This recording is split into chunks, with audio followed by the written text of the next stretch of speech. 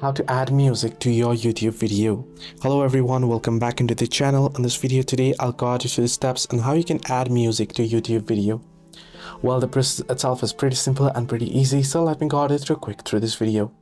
In order to add music to your YouTube video, what you can do is simply open up YouTube. Now, first things, you can do this on YouTube Studio easily. So you can either open up the channel, or on your browser you want to head into youtube.studio.com or studio.youtube.com. Here, make sure to switch to desktop site. If you're not switched to desktop site, it won't open up. So if you do it on desktop, it'll be quite much easier.